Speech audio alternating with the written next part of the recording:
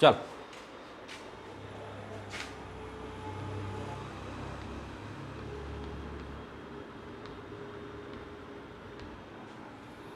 देखो, ग्रेविटेशन को 11th में क्यों दिया हमको पता नहीं है, यहीं पे देना चाहिए इसका प्रॉपर जगह, ठीक है, क्योंकि इसका आधा काम तो इलेक्ट्रोस्टैट कर दिया है ना, इलेक्ट्रोस्टैट इसका आधा काम कर दिया। जैसे सब पे बात करेंगे।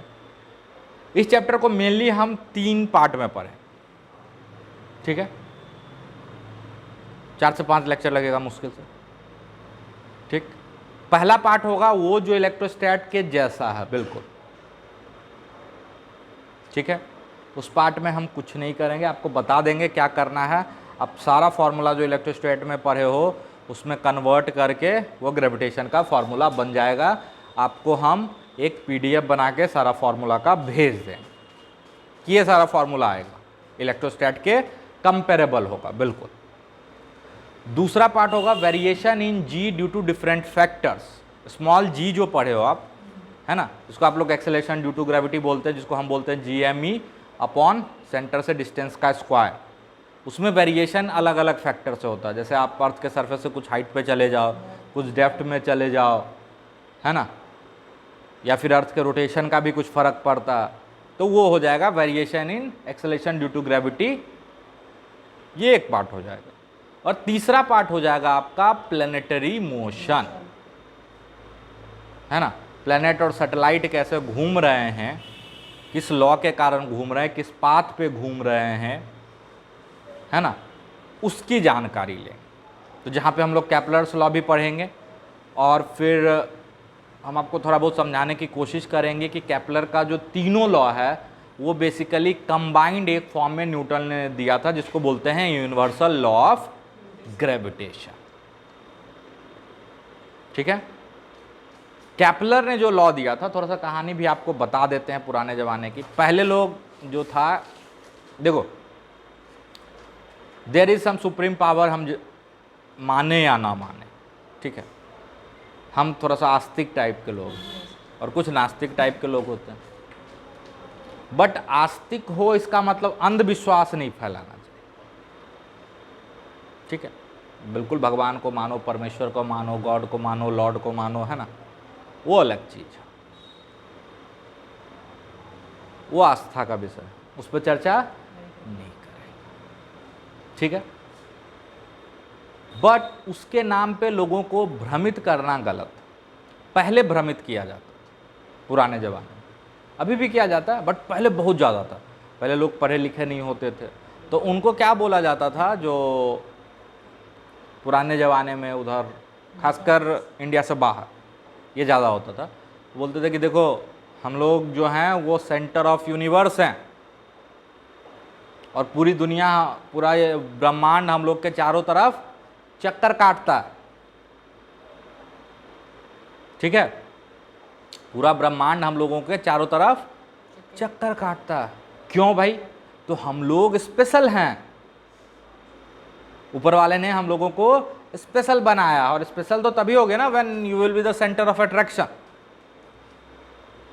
अरे किसी पार्टी में जाते हो तो स्पेशल गेस्ट के चारों तरफ लोग घूमते हैं, कि स्पेशल गेस्ट चारों तरफ घूमते रहता है, लोग स्पेशल गेस्ट के चारों तरफ घूमते हैं, क्योंकि वो पार्टी का मेन अट्रैक्शन है। तो पहले लोगों को डराया जाता था, देख भाई हम लोग स्पेशल हैं, ठीक है, और स्पेशल लोग ही राज करेंगे, ठीक है, और उस स्पेशल में जो पढ़े लिखे होंगे वो उन पे राज करेंगे, मतलब आप पे राज करेंगे। तो पहले यही होता था, ठीक है। तो धरती सेंटर है और पूरा यूनिवर्स इसके चारों तरफ घूम रहा। फिर कुछ लोगों ने थोड़ा सा प्लैनेटरी मोशन को स्टडी करा टेलीस्कोप वगैरह से, या उनके पोजीशन को रीड कर करके कि देखो अलग अलग टाइम पे यहाँ जा रहा है ना। फिर समझ में आया कि देखो भाई तुम स्पेशल कुछ हो नहीं, है ना, और सन के चारों तरफ घूम रहा है पृथ्वी, ना कि पृथ्वी के चारों तरफ घूमता है सन। डाटा वाटा कलेक्ट किए कि हाँ आज के दिन ऐसे चल रहा है, फिर ऐसे चल रहा है ऊपर नीचे, ठीक है, और स्टार वगैरह का पोजीशन वगैरह देख देख के लोगों को इंटरेस्ट था आकाश में हमेशा से, शुरू से, जिसको आप लोग एस्ट्रोलॉजर बोलते हो, है ना, जो आपका भविष्य बताते हैं, वो भी तारों की गणना करते हैं। और एस्ट्रोनॉमी एक साइंस था, खगोल शास्त्र, है ना। और बहुत पहले के टाइम में इंडिया में बहुत लोग भी इस पे अच्छा खासा डेवलपमेंट कर चुके थे, आर्यभट्ट के टाइम से, ठीक है। तो उन्होंने बोला ना ना ना ना, एक गड़बड़ है, क्योंकि इंडिया में वो आपको ये कैलकुलेशन करके जो सोलर इक्लिप्स या लूनर इक्लिप्स होता था, चंद्र ग्रहण, सूर्य ग्रहण, इसकी जानकारी दे देते थे लोग। तो बहुत पहले से इसकी थोड़ी बहुत गणना होती आ रही, ठीक है। बट फिर एक आदमी आया, उन्होंने बोला कि नहीं नहीं ऐसा नहीं है, चारों तरफ चक्कर काटता, बहुत सारे लोग आए, उसको जला वाला दिया, ठीक है। फिर कोपरनिकस भी थोड़ा बहुत काम किया, उनको भी शायद जेल वेल में डाल दिया, ठीक। फिर थोड़ा बहुत काम गैलीलियो किए, गैलीलियो के स्टूडेंट थे, ठीक है। तो उन्होंने किया। फिर जो एक तरह से प्रोफेशनल काम किया थोड़ा बहुत, तो वो सबसे पहले आए थे टाइको ब्राही, ठीक थे। उन्होंने क्या करा कि अलग अलग प्लैनेट्स, मून, है ना, इन सब का एक डाटा कलेक्शन उन्होंने शुरू किया, कब कहाँ है, कितनी दूरी पे, इस सब का आइडिया लगाना उन्होंने शुरू किया। और huge amount of empirical data उन्होंने जमा किया, ह्यूज अमाउंट, कि इस दिन यहाँ है, इतने दिन के बाद फिर इतना शायद घूम के आता है, ये सब उन्होंने डाटा कलेक्ट किया, ह्यूज अमाउंट ऑफ डाटा, ठीक है। अब उनके स्टूडेंट थे कैपलर, ठीक है। अब डाटा देख के उससे फॉर्मूला निकालना बहुत मुश्किल काम होता है, ठीक। उन्होंने कोई फॉर्मूला नहीं दिया, कोई लॉ वॉ नहीं दिया, वो सिर्फ डाटा कलेक्ट करते गए। Huge amount of empirical data था उनके पास, कि आज इतना तारीख को इतना बजे यहाँ ये प्लैनेट देखा गया, है ना, फिर इतने साल के बाद इतना डिग्री घूम गया, ये सब फलाना ढिमका डाटा उन्होंने स्टोर किया, ह्यूज अमाउंट। उसको स्टडी करा उनके एक स्टूडेंट कैपलर ने, और उन सारे डाटा के आधार पे उन्होंने कैपलर के 3 लॉ दिए ऑफ प्लैनेटरी मोशन, ठीक है।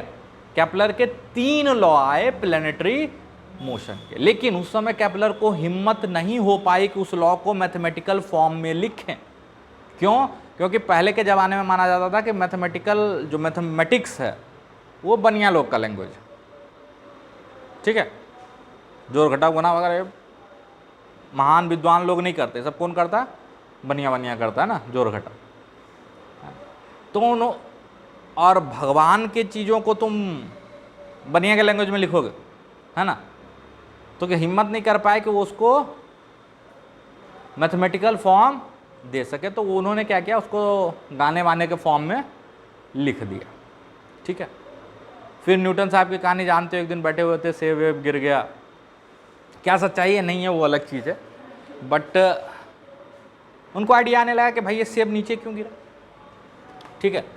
फिर काफ़ी सोच विचार के बाद उन्होंने एक कंक्लूजन निकाला, कुछ स्टडी करा कैपलर के लॉज वगैरह के बारे में, है ना। तो उन्होंने बोला कैपलर का जो ये लॉ प्लैनेटरी मोशन है, this is not valid only for planets. जिस फोर्स से सन अर्थ को अट्रैक्ट कर रहा है या अर्थ मून को अट्रैक्ट कर रहा है, वही फोर्स है जो इस एप्पल को भी सन की तरफ अट्रैक्ट कर रहा, सॉरी अर्थ की तरफ अट्रैक्ट कर रहा, दे आर नॉट डिफरेंट, ठीक है। फिर उन्होंने कैपलर के तीनों लॉ को मैथमेटिकल फॉर्म दिया, जिस फॉर्म में हम लोग पढ़ेंगे, और साथ में उन्होंने अपना यूनिवर्सल लॉ ऑफ ग्रेविटेशन दिया, और उन्होंने कहा कि ये लॉ इस तीनों लॉ को इससे डिराइव किया जा सकता है। कैपलर के जो तीनों लॉ हैं उसको न्यूटन के यूनिवर्सल ग्रेविटेशनल लॉ से डिराइव किया जा सकता है। और न्यूटन ने बोला कि ये लॉ सिर्फ प्लैनेट्स तक ही सीमित नहीं है। न्यूटन ने बोला कि कोई भी 2 मास होगा पॉइंट मास। अच्छा, इसी दौरान उन्होंने कैलकुलस का भी आविष्कार कर दिया, यहीं पे उनको कुछ पंगा आ रहा था, है ना, क्योंकि उसमें मैथमेटिकल टूल बहुत ज़्यादा डेवलप था नहीं, तो इन सारे कैलकुलेशन के दौरान उनको कुछ पंगा आ रहा था, तो उसी में उन्होंने पूरा का पूरा कैलकुलस डेवलप कर दिया खुद से, है ना। तो कैलकुलस भी पूरा न्यूटन का ही है, जानते ही होगे, है ना। फिर कुछ लोग बोलते हैं कि इधर न्यूटन ने भी किया और उधर लेबनीज, उन्होंने इंडिपेंडेंटली किया, कुछ लोग बोलते हैं, और कुछ लोग ये भी बोलते हैं कि लेबनीज पहले कर लिया था, बट ये इतना पुराना काम हमको उससे क्या मतलब। बट ये है, हिस्ट्री में ये है कि न्यूटन ने इंडिपेंडेंटली डेवलप किया था, वो लेबनीज का हेल्प लेके नहीं किए थे, वो इंडिपेंडेंटली डेवलप किए थे, ठीक है। और लेबनीज इंडिपेंडेंटली डेवलप किए थे, कौन पहले कौन बाद में किया, this is part of history and we are not going in that, क्योंकि ये इतना पुराना टाइम का है कि उसका कोई रिटन डाटा अवेलेबल, एकदम एक्चुअल फैक्ट अवेलेबल होता नहीं कि फोटो वोटो खींच के कि प्राइज मिल रहा है ना, है कि नहीं, तो उस पर नहीं जाता। तो उन्होंने पूरा का पूरा कैलकुलस यहाँ पे डेवलप कर दिया खुद से, और उन्होंने लिखा कि अगर दो पॉइंट मास है, अगर दो पॉइंट मास है या पार्टिकल है और उनके बीच का सेपरेशन r है, this need not to be celestial bodies, मतलब सिर्फ चांद सितारे इनके होने की जरूरत नहीं है, कोई भी दो मास है m1 और m2 जिनके बीच का सेपरेशन r है। अच्छा, ये these are particles, these are point masses, तो universal law of gravitation is valid only for point masses directly, जैसे कूलम्स लॉ पॉइंट चार्ज के लिए वैलिड था, बाकी पे लगाना होता था तो इंटीग्रेशन यूज करते थे, है कि नहीं। तो ये भी वैलिड सिर्फ किसके लिए, डायरेक्टली पॉइंट चार्ज के लिए, और इस स्फेरिकल सिमेट्रिकल बॉडी के लिए भी वैलिड हो जाता है, क्योंकि स्फेरिकली सिमेट्रिकल बॉडी में ऐसे बिहेव करता है कि उसका सारा चार्ज कहाँ, सेंटर पे, उसी तरह सारा मास कहाँ बिहेव करता है, as if it is at centre, तो वहाँ काम चल जाता है। दैट डजंट मीन ये लिखा गया था अलग अलग शेप के लिए, है ना, वहाँ पे ये वैलिड हो जाता है स्फेरिकल सिमेट्री के केस में। अदरवाइज इन्होंने बोला कि दो पार्टिकल जिसके बीच का सेपरेशन r है, तो दोनों पार्टिकल एक दूसरे को एक फोर्स से अट्रैक्ट करते हैं, और इस फोर्स का मैग्नीट्यूड होता है gm1 m2 by r square. इस फोर्स का मैग्नीट्यूड होता है gm1 m2 by r square. Force attractive होता है हमेशा नेचर में, बस फंडा क्या है कि चार्ज में दो तरह का चार्ज होता था, पॉजिटिव चार्ज तो रिपल्सिव होता था, दोनों अगर पॉजिटिव है दोनों निगेटिव है तो रिपल्सिव यानी सेम नेचर का हो तो, और अपोजिट नेचर का हो तो अट्रैक्ट करता है। बट मास में पॉजिटिव मास और नेगेटिव मास नहीं होता, मास मास होता है, और हमेशा एक मास दूसरे मास को अट्रैक्ट करता है, और उस फोर्स का मैग्नीट्यूड होगा gm1 m2 by r square. अगर इसको मैथमेटिकली इसको वेक्टर फॉर्म में लिखना चाहो, मान लो एक मास m1 है, इससे r पोजीशन वेक्टर पे दूसरा मास m2 है, क्या कर रहे हो यार, हाँ ठीक है, कोई दिक्कत। तो m1 जो m2 पे फोर्स लगाएगा, force on m2 bye m1, ये फोर्स हो जाएगा minus gm1 m2 by r square r cap. यार देखा देखा नहीं लग रहा,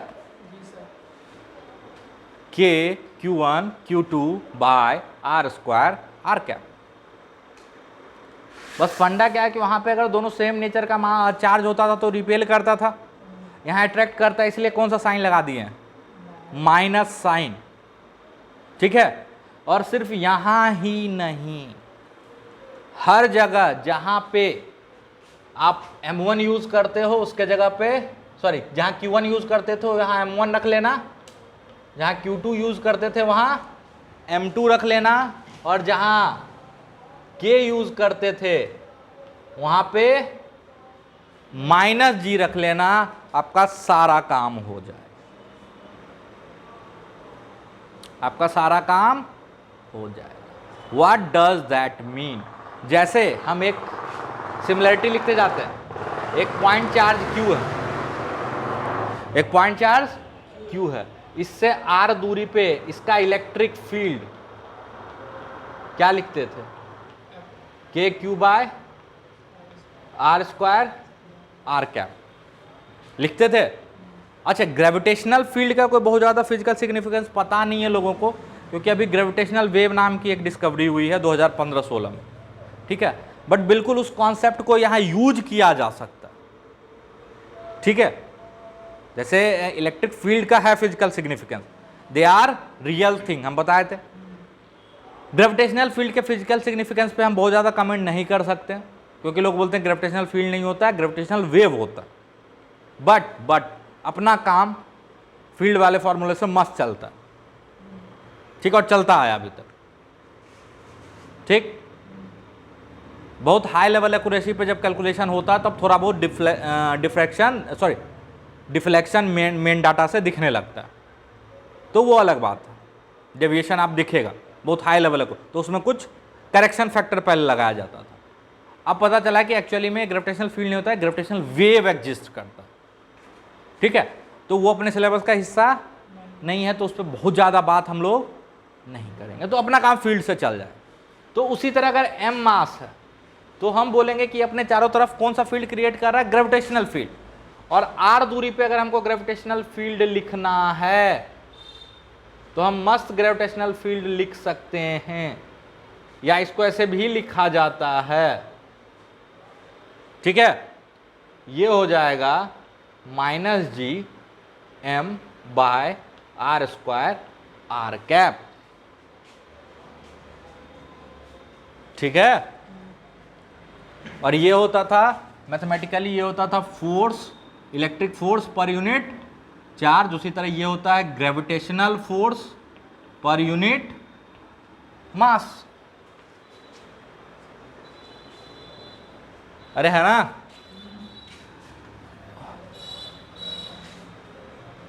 उसके बाद जैसे एक रिंग होता था, अच्छा -g को किससे रिप्लेस करोगे, के से। अच्छा एप्सिलॉन आ जाएगा, एप्सिलॉन को किससे रिप्लेस करोगे, अबे गधा 1/4 पाई एप्सिलॉन को -g से रिप्लेस कर रहे हैं, तो एप्सिलॉन क्या हो जाएगा,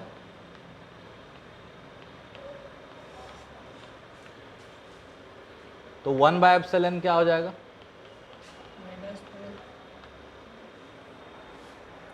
ठीक है। अब जैसे एक रिंग है, रिंग पे Q चार्ज था और x दूरी पे R रेडियस का Q चार्ज था, तो फील्ड क्या होता था,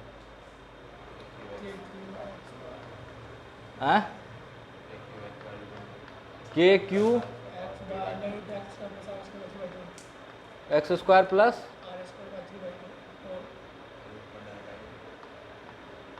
थ्री बाय टू, और डायरेक्शन किधर होता था, x के अलॉन्ग मार सकते हैं डायरेक्शन, है ना, क्योंकि हम एक्सिस पे सिर्फ फील्ड लिख रहे हैं।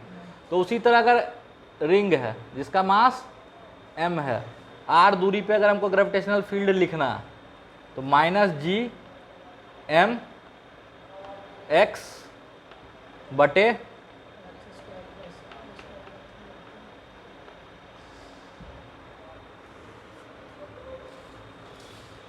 ठीक है।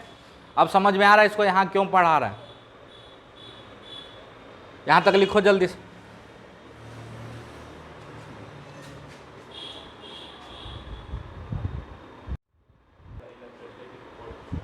अजीब लग रहा इसको, रिंग का ग्रेविटेशनल फील्ड अजीब लग रहा, क्यों, रिंग में मास नहीं होता, जरूरी नहीं है रे, तुम्हारा ग्रेविटी नीचे होता, तुम दोनों एक दूसरे को नीचे धक्का मार रहे हो। तुमसे भूल के ना बताऊंगा। अबे this force of attraction acts along the line joining the point masses. इधर मास है कहाँ एक्स, अच्छा, जब इलेक्ट्रिक फील्ड लिखते थे तो वहां पे दूसरा चार्ज होता था क्या, क्यू का असर होता था। हाँ, तो यह भी इस मास का असर है, वहाँ उस असर में दूसरा मास रखोगे तो अट्रैक्ट होगा उधर, है ना। मास यहाँ पे मास किधर मूव करेगा, जिधर फील्ड है उधर ही मूव करेगा, उधर इस पे फोर्स लगेगा, क्योंकि यहाँ पॉजिटिव और निगेटिव मास तो होता नहीं।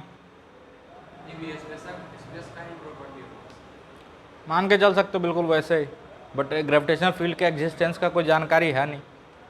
हम बोल रहे हैं ना उसके जगह पर ग्रेविटेशनल वेव होता है, लेकिन सारा काम अपना चल जाएगा बिल्कुल वैसे ही, मैथमेटिकल कैलकुलेशन, ठीक है।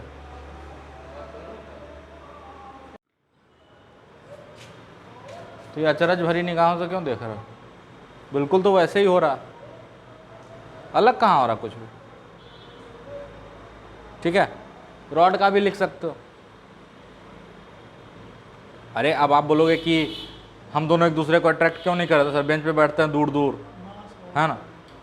तो ध्यान से देखो, जो फोर्स ऑफ ग्रेविटेशन का मैग्नीट्यूड है ये है Gm1 m2 by R square, जिसमें G का वैल्यू बहुत छोटा होता है।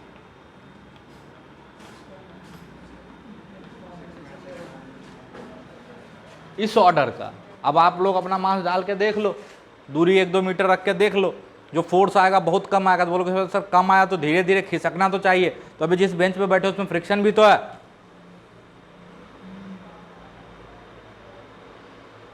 और जितना एक कम ये ग्रेविटेशनल फोर्स है उतना उससे ज़्यादा फोर्स तो हम फूंक के लगा दें। हाँ, तो मैग्नीट्यूड देखो, ऑर्डर देखो, और यही कूलम्ब्स लॉ में ये के था 9 × 10⁻⁹ प्लस में था, प्लस में, माइनस में नहीं, 9 × 10⁹ के ऑर्डर का। इसलिए 2.4 अगर एक एक कूलम का भी हो और एक एक मीटर पे भी रख दो तो उसमें फोर्स लग जाएगा बहुत तगड़ा, है ना। अगर वैसा होता तो एक एक केजी वाला मास भी चिपका हुआ रहता। बात समझ में आ रही। तो इसका ऑर्डर देखो ना, 6.67 × 10⁻⁻11 और वो +9, तो 10⁻20 का ऑर्डर डिफरेंस दिख रहा है। चलो, फिर जैसे एक डिस्क है जिसका मास डेंसिटी क्या है, सिग्मा, तो यहां से x दूरी पर फील्ड क्या हो जाएगा, सिग्मा बाय 2 एप्सिलॉन नॉट, गधा कहेगा 4πg होगा। अरे होगा,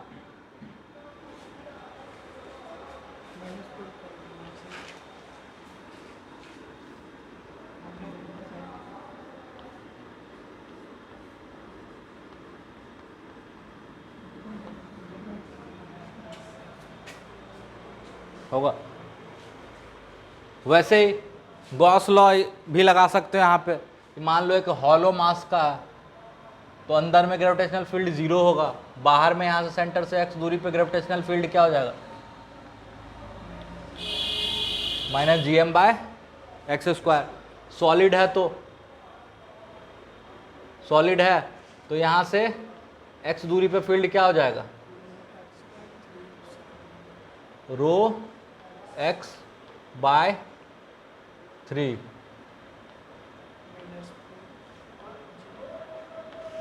-4πg। माइनस बता रहा, मतलब यहाँ से जाओगे यहाँ पे तो जो फील्ड का डायरेक्शन है वो अंदर की तरफ होना भी चाहिए, क्योंकि यहाँ पे मास रखोगे तो मास को अट्रैक्ट करता है ना, अरे है कि नहीं। बाहर कहीं पे फील्ड -Gm/x² है कि नहीं। वहां पे पोटेंशियल डिफरेंस क्या होता था, डिफाइन ऐसे किया था ना, इनिशियल से फाइनल। तो यहाँ पर ग्रेविटेशनल पोटेंशियल में जो चेंज आएगा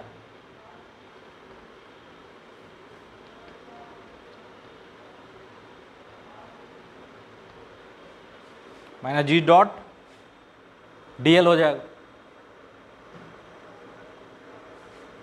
ठीक है। अब जैसे एक पॉइंट चार्ज का पोटेंशियल x दूरी पे क्या लिखते थे,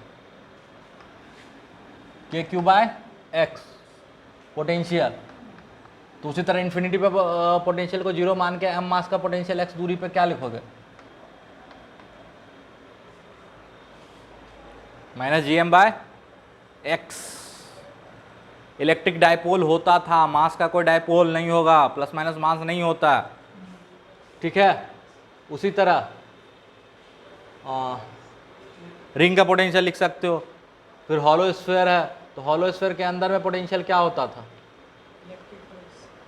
kq/r, तो यहाँ पे हो जाएगा minus G M by R, और बाहर में पोटेंशियल क्या हो जाएगा, के क्यू बाय एक्स होता था, तो यहाँ पे क्या हो जाएगा minus G M by X.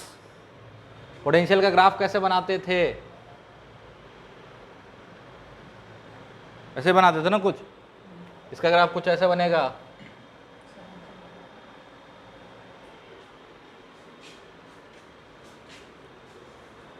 ठीक है, अंदर में constant minus G M by R, और उसके बाद घटता चला जाएगा minus G M by X, ठीक है। Solid solid solid solid sphere, rho by 6 epsilon naught, यहाँ पे हो जाएगा रो बाय 6 माइनस 4 पाई जी, और यहाँ क्या आता था वह 3r square minus x square की माइनस 2x स्क्वायर, हाँ माइनस एक्स स्क्वायर, ठीक है। तो इसका भी ग्राफ कुछ ऐसे होगा, पहले क्वाड्रेटिक होगा फिर ऐसे होगा,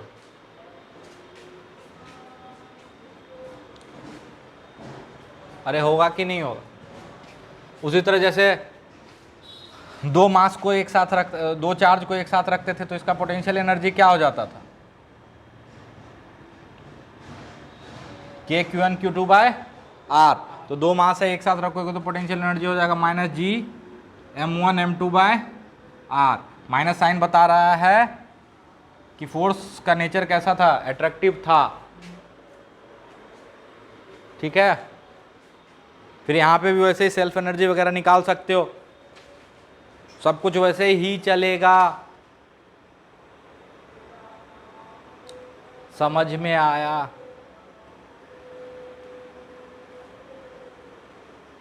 कि कुछ ना बुझाया।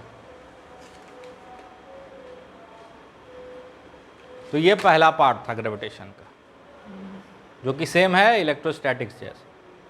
तो इसका फॉर्मूला शीट बना के हम नीचे डिस्क्रिप्शन में ही डाल दें, तो वहाँ से डाउनलोड कर लेना, ठीक है। यहाँ तक में कोई दिक्कत, इसमें दिक्कत का कोई मतलब बनता नहीं है, दिक्कत ज़बरदस्ती ही करोगे अगर है तो।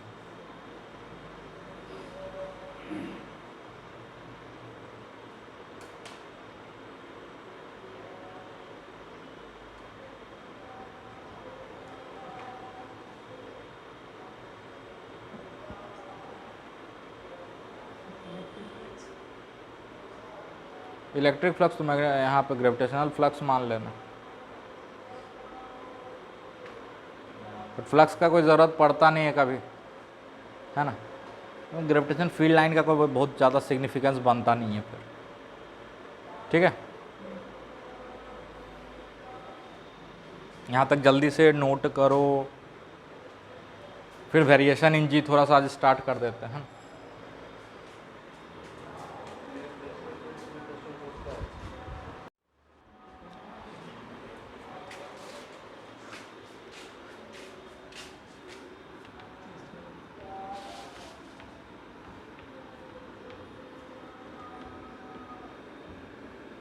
वेरिएशन इन जी, जिसको आप लोग एक्सेलरेशन ड्यू टू ग्रेविटी बोलते हो, है ना।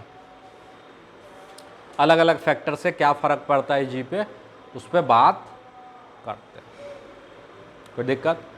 अच्छा, ये जी जो है वो मैथमेटिकली इक्वल है ग्रेविटेशनल फील्ड के, है कि नहीं।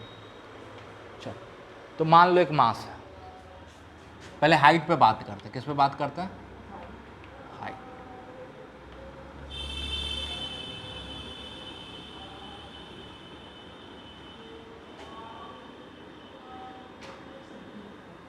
ये है रेडियस ऑफ अर्थ और ये है सरफेस से हाइट है h। यहाँ एक मास रखा हुआ m और अर्थ का मास है me, ठीक है। तो यहाँ पे जो g का वैल्यू होगा उसको बोल देते हैं g डैश। अच्छा, g क्या होता है, तो g जो एक्सेलरेशन ड्यू टू ग्रेविटी का वैल्यू अर्थ सरफेस पे वो कितना होता था, याद करो, GME बाय RE का स्क्वायर, अरे होता था। अब ऊपर चले जाओगे तो आर ई सेम तो रहेगा नहीं, ये जो दूरी मेजर किया गया अर्थ के सेंटर से मेजर किया गया, और आप अर्थ सरफेस से अगर ऊपर चले जाते हो तो दूरी भी बदल जाएगा, यानी अब की बार ये दूरी हो जाएगा जी एम ई बटे आर ई प्लस एच का स्क्वायर।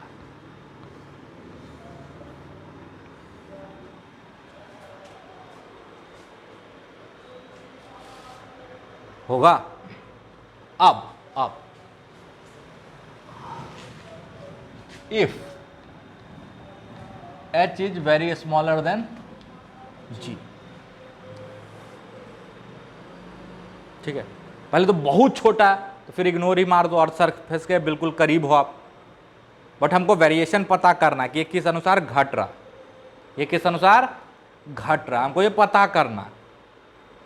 भले वो h छोटा लेकिन है, उसका सिग्निफिकेंस है, बट वो जो h है वो आर ई के रिस्पेक्ट में भी कंपेरेबल नहीं है, उसके रिस्पेक्ट में छोटा, ठीक है। तो हम जानना चाहते हैं कि जैसे जैसे हम ऊपर जाते हैं तो ये जो एक्सेलरेशन ड्यू टू ग्रेविटी जिसको आप लोग बोलते हो, उस जी में जो वेरिएशन आता है वो कैसे आता है, ठीक।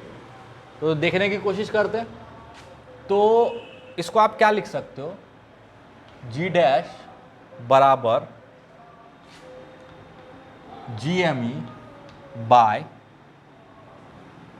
Are E square into 1 plus H बटे आर ई का होल स्क्वायर।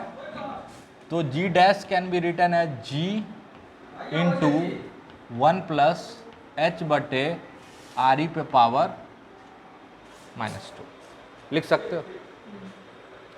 अरे ये पूरा पार्ट फिर जी हो गया ना, जो सरफेस पे वैल्यू है स्मॉल जी,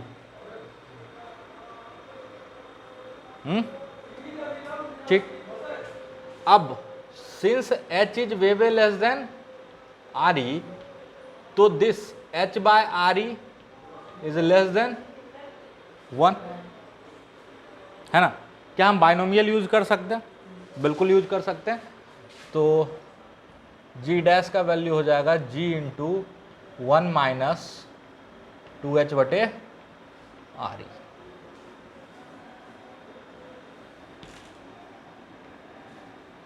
लेकिन क्या ये हमेशा वैलिड है? क्या ये हमेशा वैलिड है? नहीं, ये तब वैलिड है when h is very smaller than R E, तब ये फॉर्मूला लगा सकते है ना। And if h is comparable to R E then you can not apply this formula, then you have to go with that formula only. वहां पे कोई approximation नहीं है, यहां पे अप्रोक्सीमेशन है। यहां पे अप्रोक्सीमेशन है, समझ में आया? डेप्थ के साथ भी बात कर सकते हो।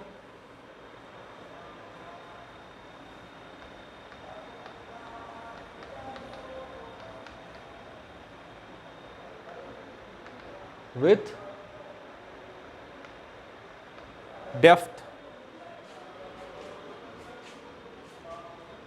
अच्छा एक चीज बताओ, जब एक चार्ज स्फीयर होता था तो यहां से x दूरी पे जो फील्ड होता था वो कितना होता था? Rho X upon 3 epsilon naught, या K Q by R Q into X. एक बार पीछे पलट के देखो, तो पलट के देखो पीछे, तुम्हें कॉपी नहीं लगा? उलट के देखो, दिखाओ इन गधों को, कॉपी ही नहीं है तुम्हारा, किसी का कॉपी नहीं पीछे वाला। हे भगवान। अबे जहाँ पे इलेक्ट्रिक फील्ड पड़ा है वहाँ मिलेगा। आगे जाओ, गॉस लॉ, गॉस लॉ के बाद, गॉस लॉ के बाद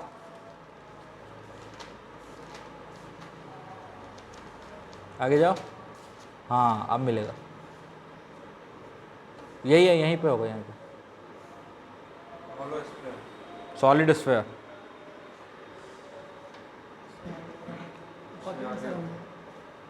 आगे जाओ, उसे याद है आगे जाओ, पीछे ही होना चाहिए था, वहीं पे होना चाहिए था। लग सॉलिड स्फीयर के अंदर इलेक्ट्रिक फील्ड रो एफ सर्किट से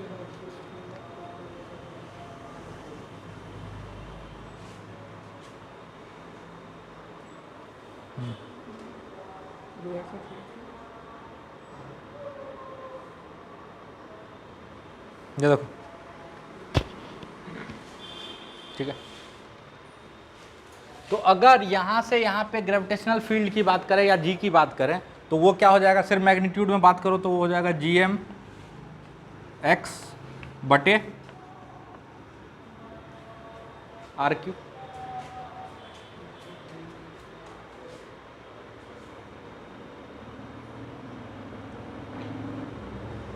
अरे होगा, माइनस नहीं लगाना, सिर्फ मैग्नीट्यूड की बात कर। तो मान लो ये अर्थ है और हम मान के चल रहे हैं कि अर्थ का डेंसिटी सेम है। रियली में होता नहीं, सेंटर की तरफ अर्थ का डेंसिटी बहुत ज़्यादा है ना, क्रस्ट बहुत हल्का है कि नहीं। बट मान के चलते हैं अगर इसकी डेंसिटी कांस्टेंट है थ्रू आउट, तो यहाँ से d दूरी पे जाओगे तो यहाँ से कितना दूरी हो जाएगा, r माइनस डी। हमको d डेप्थ पे निकालना है, तो d डेप्थ पे जो g डैश का वैल्यू होगा वो यहाँ से कितना पे हो जाएगा, r e माइनस डी पे। और यहाँ से r माइनस डी पे हम लिख सकते हैं g m बटे R Q into X. X मतलब क्या हो गया, आर ई माइनस डी। एक आर को इसके अंदर ले लो, एक आर को इसके अंदर ले लो, तो जी डैश क्या लिख दोगे, G into 1 minus D upon R E. तो ये हो गया वेरिएशन का फॉर्मूला विथ डेप्थ।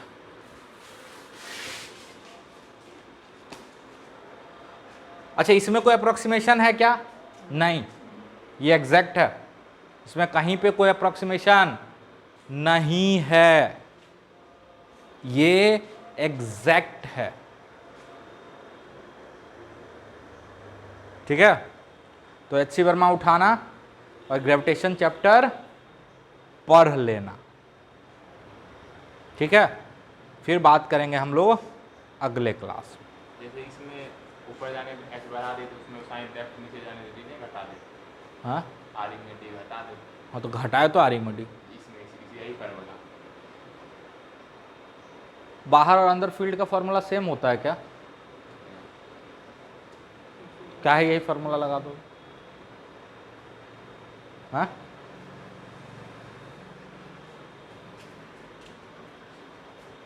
अबे जी है तो फील्ड के बराबर ही ना, सेम फॉर्मूला कैसे चेप दोगे। अरे भाई साहब का कहना है कि इसमें h के जगह पे माइनस डी लिख दें इसी फॉर्मूला में, तो क्या दिक्कत है सर, तबे वो नालायक। फील्ड का फॉर्मूला अंदर और बाहर अलग अलग होता है, वो बाहर का ये अंदर का, एक ही कैसे लिख दोगे। चलो, तो बाकी बात हम लोग नेक्स्ट क्लास में करते हैं।